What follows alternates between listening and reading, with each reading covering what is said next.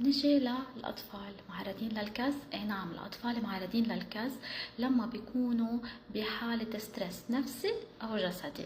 ممكن بيكون الطفل عم بكز بشكل طبيعي لما يكون عم بيسنن أو عم بيبدل أسنانه، هيدي بتكون ردة فعل الجسم فبيصير بكز لأنه هيدا ستريس جسدي. ممكن يكون ستريس جسدي، عنده التهاب بالأذن الوسطى، عنده التهاب باللوز، عنده مشاكل بمعدته، هيدي كلها ستريس جسدي الجسم بيعبر عنها وبيعمل كز هو الطفل نايم. ستريس نفسي ممكن يكون إذا الولد غير مدرسة، غير بلد، أو عنده امتحانات، هيدا كله كمان الطفل ممكن يعبر عنه بالكز هو ونايم.